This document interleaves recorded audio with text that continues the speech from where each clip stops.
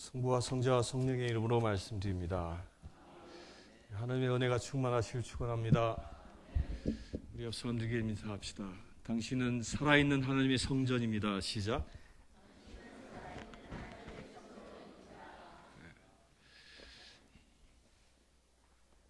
성전이 뭐죠?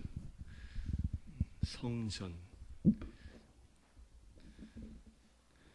성전이 뭡니까?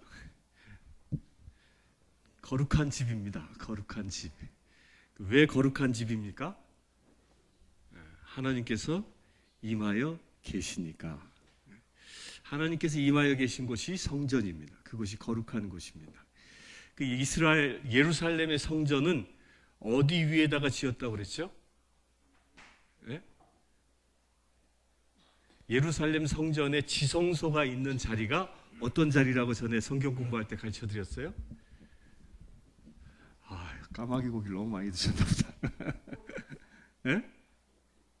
모리아산. 그 모리아산이 뭐죠? 모리아산 그러면 떠오르는 인물이 누가 있어요? 모세? 이거 큰일 났다 이거. 모리아산 그러면 떠오르는 인물. 모리아산 제단 위에 이삭을 바친 사건이 있었죠. 그 이삭을 바친 분이 누구예요? 아브라함이죠. 아브라함. 그러니까 아브라함이 하나님께서 너의 자식을 제물로 바쳐라 라는 그 음성을 듣고 그리고 먼 길을 떠납니다. 떠나서 가서 이삭을 제물로 바치기 위해서 돌제단을 쌓고 그 위에 딱 올려놓은 그 자리가 어떤 자리냐면 예루살렘 성전, 솔로몬이 성전을 짓죠. 그 솔로몬이 성전을 지을 때 지성소 자리에 그 모리아산 제단 자리를 찾아서 거기다가 지성소를 짓습니다. 그러면 왜 솔로몬은 그 모리아산 제단에다가 지성소를 세웠을까요? 왜 거기다 지성소를 세웠을까요? 그 자리는 어떤 자리예요? 그 자리는 이삭을 제물로 바친 자리예요. 이삭을 제물로 바친 자리이고 이삭을 제물로 바침으로 인하여 그곳에 제물로 바칠 때 그곳에 누가 임하셨어요? 누가? 이삭이 제물로 바치려고 칼을 빼들자 하늘에서 눌렀어. 하늘에서 음성이 들리잖아요. 음성이 멈춰라. 하나님의 음성을 듣고 하나님을 만난 자리임과 동시에 그곳은 어떤 곳이에요? 그곳은 사람이 하나님께 제사드린 곳이에요. 하나님께 제사드림으로 인하여 하나님과 만난 자리가 모리아산 제대예요. 모리아산 제대. 그것이 지성소라는 거예요. 그 지성소는 그러면 어떤 곳입니까? 지성소는 하나님이 임재하여 계신 곳이, 하나님이 늘 계신 곳, 그것이 지성소예요.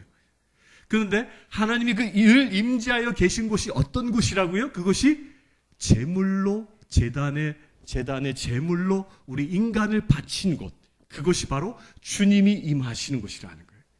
그런데 여기서요, 주님이 임하시는 현장은 어디였습니까? 말씀을 잘 보면 그 아브라함이 이삭을 바치러 이제 가지 않습니까? 이삭을 바치러 갈 때 쫄래쫄래 이제 이삭을 데리고 이삭에게 나무침도 땔감도 지게 하고 이렇게 올라가요. 그 올라가는 동안 하나님이 그들과 함께했다라는 기록은 성경에 없습니다. 하나님께서 언제 나타나요? 이삭을 꽁꽁 묶어서 제대 위에 올려놓고 아브라함이 칼을 쫙 뽑아 들었을 때 그때 하나님께서 나타나십니다.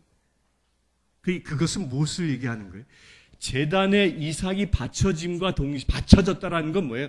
그것은 이미 제대 위에서 이삭이 죽었다는 거예요. 그걸 마지막 숨통을 끊는 그 순간 멈춰라 주께서 말씀하셔서 비록 피 흘리진 않았지만 그는 이미 제대 안에, 제대 위에 바쳐진 자라는 것이 바쳐진 자. 곧 그 이삭이 육신으로 제대에게 바쳐진 그 자리가 하나님이 임하시는 자리라는 거예요. 임하신 자리. 이게 놀라운 신비입니다. 그런데 성경에서는요, 신약에 와서는 성전을 뭐라 얘기해요? 성전을. 누가 성전이라고 얘기하죠? 누가 성전이냐면 우리가 지금 예배를 드리는 이 처소도 성전이에요. 그래서 이 제대도 갖다 놨습니다. 이 제대가 뭐예요? 우리 가운데 우리가 바쳐지는 곳이, 여러분들이 여기에서 예수 그리스도께서 임하시기도 하지만 우리가 예배 드리는 그 자체가 뭐예요? 내가 여기에 바쳐집니다. 모리아산 제대 위에 이삭이 바쳐진 것처럼 나도 여기에 바쳐집니다라는 그런 고백을 하는 자리, 그 고백을 하는 자리를 주님께서 뭐라고 말씀하세요? 성전이라 그랬어요. 우리의 성전입니다. 이게 두 번째 성전이에요. 그 세 번째 성전은 뭘까요? 무엇이 세 번째 성전이에요? 세 번째 성전 나 자신이에요. 나의 육신, 나의 영혼 자체가 주님이 임하시는 주님이 임하시는 성전입니다. 여러분들은 성전 되시길 축원합니다. 그 주님이 임하시는 성전인데, 그러면요, 내가 주님이 임하시는 성전, 그 지성소, 모리아산 제대라면 나는 어떤 존재인가? 어떤 존재일까요? 나는 제대에 바쳐진 존재입니다. 나는 곧 제대에서, 제단에서 나는 죽임을 당한 죽은 자인 거예요. 죽은 자.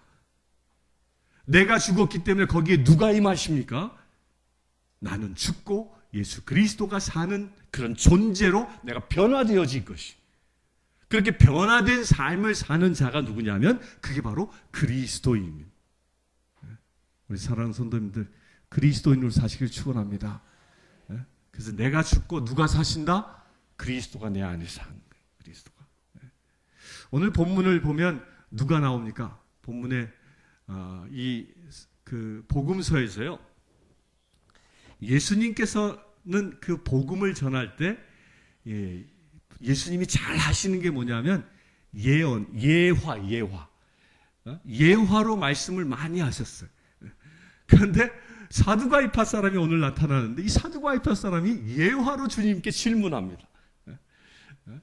그 예수님이 아닌 존재가 예화를 쓴 유일한 본문. 그런데 여기서 보면요, 사두가이파 사람이 나오죠. 사두가이파 사람이 나와서 질문한 내용이 뭐예요? 현대인들이 이 얘기를 들으면 끔찍한 얘기입니다. 아니, 이런 폐륜이라 있나? 어떻게 형수하고 같이 사냐? 이 폐륜 아니, 폐륜. 형수와 같이 사는 것 자체가.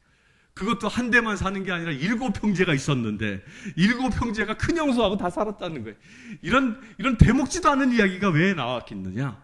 이건 그때 당시에 이 풍습이었습니다. 풍습. 이건 어떤 풍습이었냐면 모세를 통하여 하나님께서 제정해 주신 풍습이었는데 이 풍습은 무엇을 중요하게 보고 있는 거냐면 땅의 상속을 다른 지파에게 넘어가지 않게 하기 위해서 만들어진 풍습이에요. 왜냐면 무엇이냐? 재산권의 상속을 얘기하는 거예요. 큰아들이 땅의 재산권을 아비로부터 물려받았는데 물려받고 죽었단 말이에요. 그 죽으면 그 재산권이 누구 것이 되죠? 부인 것이 되는 거예요. 부인 것이. 그 부인 것이 되면 부인은 어느 지파 사람이면 다른 집안에서 시집 온 사람 아니에요. 그러면 그 땅이 다른 지파에게 넘어가는 거예요. 다른 지파에게 넘어가는 것을 막기 위해서 이 시형제 결혼법이라는 걸 세워준 거예요. 그래서 동생이 형수를 취하여 아이를 낳으면 그 낳은 아이가 형의 재산을 상속하도록 만들어진 거예요. 이게 시형제 결혼법이라는 거예요. 그러니까 이 시형제 결혼법을 들고 와서 이 사두가이파 사람이 영혼에 대한 문제를 하고 있는 거예요. 그러니까 모세는 이 시형제 결혼법이 그 죽으면 이 7형제가 거느린 이 여인이 누구의 아내가 될 거냐 이런 문제를 가지고 얘기한 게 아니란 말이에요. 천국에서 그는 누구의 아내가 될 거냐 이 문제가 아니라 재산을 지키기 위하여 그때 당시 땅을 소유한다는 것은 자유민을 의미했거든요. 땅이 없다라는 것은 그때 당시 땅이 없는 자들은 노예와 같은 존재였던 거예요. 그래서 땅이 그만큼 신분을 보장하는 거기 때문에 그 땅의 유산이 다른 지파에게 넘어가는 것을 막기 위해서 모세가 정해준 법인데 사두가이 사람들은 그걸 가지고 와서 엉뚱한 질문을 하는 거예요. 그러면 이들이 다 죽어서 이 여인은 누구의 마누라가 되겠습니까? 그 영혼은 천국 가서. 이 질문을 하고 있는 거예요. 근데 이 질문을 하고 있는 이유는 뭐냐면 이 사두가이파 사람들은 어떤 존재냐면 사두가이파 사람은 그 시조가 다윗과 솔로몬 왕 때 사독이라는 그 대제사장이 나옵니다. 기억납니까? 사독? 그 사독의 후예라 그래. 후예. 자기 스스로 그 사독의 후예로 후예로 그들이 성전에서 대제사장과 제사장직을 행하며 살아온 사람들이에요. 이 사람들은. 그런데 이 사두가이파 사람들은 성전에서 살면서 어떤 이론을 가지고 있었냐면 그들의 신앙은 영혼 멸절설이라는 것을 믿고 있었어요.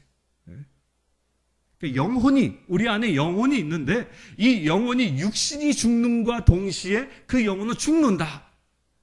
그 영혼이 죽기 때문에 영혼이 갈 수 있는 천국이나 지옥 이런 건 있을 수 없다. 내세관이 없었던 것입니다. 천국과 지옥에 대한 신앙이 없었던 존재가 이 사두가이파 사람들이에요. 그래서 이들의 최고의 가치는 어디에 두었을까요? 영혼은 죽으면 육신이 죽음과 동시에 끝나기 때문에 이들의 최고의 가치는 이 지상에서의 삶이 최고의 가치였어요. 이 지상에서 행복하게 살면 그거로 끝이다라는 거예요. 그래서 이 지상에서 그들이 취한 행복은 뭐였을까요? 그들이 취한 행복은 영혼에 대한 영원한 하나님의 나라에 들어가는 것에 대한 소망이 없었기 때문에 세상의 모든 부귀 영화를 누리는 것이 최고의 가치였던 거예요. 그래서 이들은요, 남을 돌보고 이웃을 섬기고 여기는 아무런 관심도 없는 존재예요. 오직 자기 하나가 부와 권력을 누리면 그것이 최고의 가치였던 거예요. 이게 사두가이파 사람이었어요. 그래서 이 사두가이파 사람들은 자기의 권력과 부를 유지시켜 줄 수 있는 곳이 어디였냐? 그게 성전이었던 거죠. 그래서 성전을 자기의 이 세상의 권력을 유지시키는 그 권력으로 사용한 자가 이 사두가이파 사람들이에요. 이 영혼 멸절설은요, 2000년 전 이 사두가이파 사람들만 가지고 있었던 게 아니에요.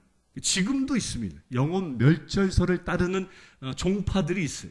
그 중에 대표적인 종파가 여호와의 증인들이, 여호와의 증인이라고 들어보시죠? 가면 이게 천년왕국, 왕국회관, 왕국회관 이렇게 써놓는데 그게 다 여호와의 증인이. 그 여호와의 증인이 가지고 있는 신학적인 그 이론 중에 하나가 영혼 멸절이에요. 영혼 멸절. 오직 육신의 생명만 강조합니다. 또 이 영혼 멸절설이 아주 극에 달한 이론으로 영혼 멸절설을 무장시킨 그런 학설이 있는데 그걸 뭐라 하냐면 그게 공산주의. 공산주의는 철저히 영혼에 대한 인식, 영혼에 대한 존재 자체를 부정해 버립니다. 영혼 없다. 그게 공산주의죠. 우리나라가 이 공산주의에 막 물드는 것 같아요. 막 물들어버려요. 이 영혼 멸절설을 따르는 존재는요, 우리 삶 속에서 어떻게 나타나냐면, 내세관이 없기 때문에, 내 영혼이 하나님의 나라에 들어간다라는 그 소망이, 그 비전이 없기 때문에, 세상의 모든 쾌락과 세상이 주는 모든 권력, 부귀, 영화에 인생의 가치를 두는 거예요. 그렇게 살아가는 겁니다. 그래서 이런 사람들은 무엇을 꾸미기를 좋아할까요? 내 육신의 만족함을 위해서 살아갑니다. 그래서 겉을 꾸미기를 좋아합니다. 내 몸을 꾸미기를 좋아하고 내 육신을 꾸미기를 좋아하고 내가 살아가는 지금 삶의 현장에서 어떻게 하면 더 좋은 것, 더 좋은 옷, 더 좋은 음식, 더 좋은 집 이렇게 삶의 현장만을 더 중요하게 여기는 거예요. 이게 영혼 멸절설을 의지하며 살아가는 자의 모습인 것입니다. 그러나 영혼이 살아있고 우리 영혼이 언젠간 하나님의 나라에 간다라는 그 믿음이 있는 자는요, 그 소망을 어디에 두고 살아갈까요? 어디다 소망을 두고 살아요? 하나님의 나라에 두는 것이. 왜 그렇습니까? 육신이 사는 이 세상은 길어야 120년이에요. 120년 이상 살 수가 없습니다. 모르겠어요. 과학이 더 발달해가지고 더 인간의 수명을 늘려 놓을지 모르지만 중요한 건 뭐예요? 언젠간 죽는다는 거예요. 그러나 우리 영혼은 영원히 죽지 않는 존재라는 거예요. 그렇기 때문에 우리의 삶의 가치를 이 세상에 유한한 유한한 인생살이인 이 세상의 삶의 가치를 두지 않고 영원한 생명의 나라에 우리의 삶의 가치를 두는 것입니다. 이게 영혼 멸절설을 따르는 것이냐 영혼 불멸설을 따르는 삶이냐의 분명한 차이가 우리 삶의 현장에서 나타나는 것입니다. 따라서 영혼 멸절설은요, 나의 만족만을 위해서 살아갑니다. 그래서 지극히 이기적인 삶을 살게 되어지는 것입니다. 그러나 영혼 불멸설을 믿고 사는 사람은 지극히 타인의 이익을 위하여 또 이타적인 삶을 사는 것입니다. 내 이웃을 어떻게 섬길지, 내 이웃에게 어떻게 사랑할지, 내 가족에게 어떻게 주의 사랑의 공동체를 가족을 만들어갈지 이렇게 나의 이웃 형제 자매들에게 관심을 두고 살아가는 자가 되는 것입니다. 내가 어떤 입장을 취하냐에 따라요 내 인생이 확 달라지는 것입니다. 우리 사랑하는 성도님들, 여러분들은 어떤 입장입니까? 이 영혼 멸절설을 추종했던 이 사두가이파 사람들은요, 그들은 인생의 최고의 가치를 어디다 두었습니까? 어디다 두었어요? 자기 인생에 두은 거예요. 자기의 권력에 두은 것이. 그래서 그들은 그때 당시 의회했던 사내드립의 그 주 멤버가 되어졌고 회원이 되어졌고 막강한 권력을 행사했던. 그렇게 막강한 권력을 행사하며 당시에 부귀 영화를 누렸던 이 사두가이파 사람들은 언제 싹 역사에서 사라지냐면 AD 70년 예루살렘 성전이 무너진 이후, 그 이후 역사에서 완전히 사라집니다. 지금 이스라엘이 다시 1947년 그들이 회복해서 이스라엘 나라를 회복했지만 아직까지도 부활하지 못한 존재가 이 사두가이파 사람입니다. 완전히 AD 70년 이후 지금까지도 존재하지 않는 존재가 된 것이죠. 그들이 믿고 따랐던 영혼 멸절설이 그들의 인생에 똑같이 적용되어진 것입니다. 우리가 서두에 말씀드린 대로 우리가 성전이라고 그랬잖아요. 우리가 성전이면 내가 진정 내 안에 영혼 불멸설을 믿고 살아간다면 이 성전 안에 누가 임하기를 소망해야 합니까? 야훼 하나님이 임하기를 원해야 합니다. 하나님에 의하여 살아가는 자 되어야 한다는 것입니다. 우리 사랑하는 성도님들, 여러분들의 성전에 하나님이 임하시길 축원합니다. 내가 진정 그러면 내 영혼이 하나님과 더불어 살아가는 거룩한 존재가 되는 비밀이 그러면 어떻게 가능할까요? 어떻게 내가 살아있는 하나님의 성전이 될 수 있을까? 어떻게 그게 가능할까요? 그 살아있는 성전이 되는 비밀은 어디에 있냐면요, 오늘 말씀에 보면 죽었다가 다시 살아난 사람이라고 얘기합니다. 36절에 그 죽었다가 다시 살아난 자가 하나님의 자녀가 된다라고 얘기합니다.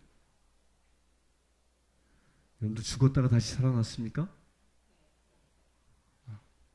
두 분만 그러면 하나님의 자녀가 나머지는 아닌가? 죽었다 다시 산다는 게 뭘까요? 죽었다 다시 산다는 것이 제일 첫째는 우리가 영세 받을 때 그 영세가 죽음을 의미하는 것이. 요즘 약식으로 성찬서 그냥 물을 떠가 이마에다 쭉 몇 방울 붓는 거로 끝내지만 예수님 시대 때 세례를 받는다는 것은 물속에 푹 들어가는 것이거든요. 발끝에서 머리끝까지 나의 몸을 완전히 물에 담그는 거예요.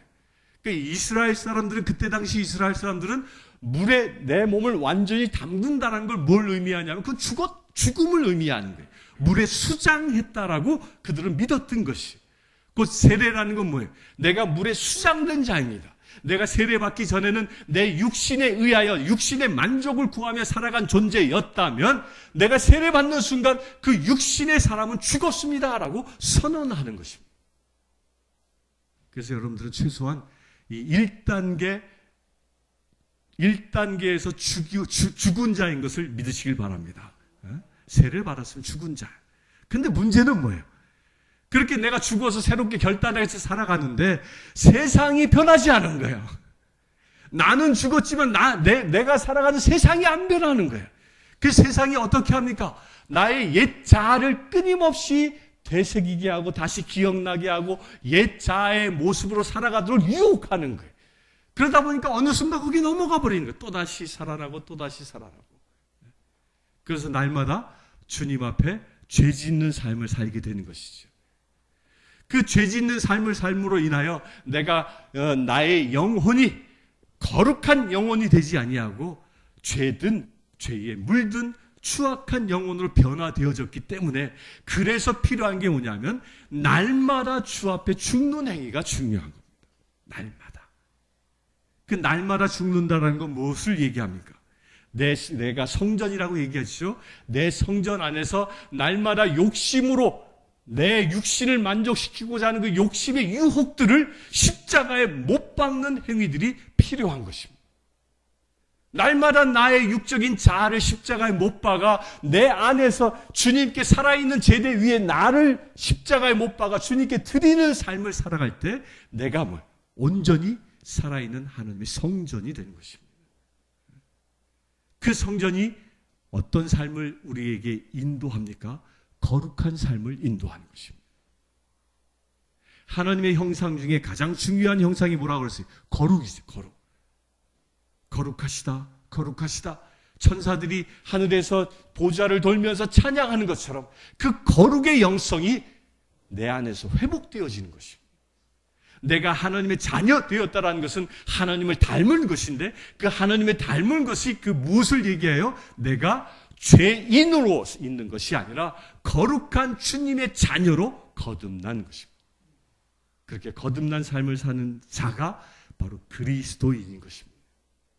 이렇게 거듭난 삶을 사는 자가 내 현재의 삶이 하나님의 나라된 성전의 삶이 되어질 수 있고 이렇게 거듭난 삶을 사는 자가 그 삶이 이어져 영원한 생명의 나라에 들어가는 것입니다. 그것을 놓고 예수님이 뭐라고 그랬어요? 하나님의 나라는 이미 왔다, 와 있다, 앞으로 올 것이다. 과거, 현재, 미래 그 시제를 다 써서 말씀하시는 이유가 여기에 있는 것입니다. 하나님의 나라는 죽어서 영혼만 뿅 가는 나라가 아니라는 거예요. 지금 현재 내가 내 삶 안에 제대의 나를 십자가에 못 박아 죽여 제대 삼고 그것이 하나님의 나라된 성전 되어진 삶을 살아가는 자가 하나님의 나라에 들어갈 수 있는 자격을 얻는다는 것입니다. 그래서 우리 영혼 불멸설을 믿는 사람들은요, 이 세상에서 거룩한 삶을 살기를 희망하고 노력합니다. 또한 미래에 나의 영혼이 주님의 나라에 들어가기를 소망하는 것입니다. 근데 이단은 어떤 게 있어요? 처음에 얘기한 대로 영혼 불멸절설을 믿는 이단은 미래에 대한 우리의 영생에 대한 소망을 지워버립니다. 그래서 세상에 무엇을 추구합니까? 세상의 육정, 쾌락을 추구하며 삽니다. 또 반대인 경우도 있습니다. 반대인 경우는 어떤 경우에 육적인 삶은 죄악된 삶이라 해가지고 고행을 강조해. 고행을 강조하고 오직 영혼의 깨끗함만을 유지해. 그래서 이런 사람들이 어느 날 수도한다고 산속에 들어가 버리고 세상과 결별해버리는 삶을 삽니다. 그런데 이것 또한 이단입니다. 왜 이단입니까? 주님은 우리 안에 임하여 계십니다. 그 주님이 우리 안에 임하시는데 그 임하시는 현장이 어디입니까? 세상 가운데라는 것이. 우리가 살아가는 세상의 가장 그 한복판에 주님은 나를 통하여 임하신다는 것입니다. 왜 그렇습니까? 죄악에 물든 이 세상을 다시 에덴으로 회복시키기 위하여 나를 택하셨기 때문입니다. 그래서 우리들은요, 세상과 결별하지도 않는 것이, 우리가 이 세상에서 내가 하나님의 성전으로의 그 역할을 감당하길 원하는 것입니다. 그 하나님의 성전으로서의 역할을 성경은 뭐라고 얘기하냐면 그것이 바로 빛된 자녀라. 우리가 세상을 밝히는 빛이라고 얘기하는 것입니다. 이 어둠이 가득한 이 세상, 우리가 진정 내가 성전됨을 회복하여 여러분들 하나하나가 세상을 밝히는 빛이 되시길 축원합니다. 내가 진정 세상을 밝히는 빛이 되어지는 삶을 이 세상에서 행하며 살아갈 때 우리는 자연스럽게 하나님의 나라에 입성하는, 내 영혼이 영원한 생명의 나라에 입성하는 그 축복을 차지하게 될 것입니다. 성부와 성자 성령의 이름으로 말씀드렸습니다.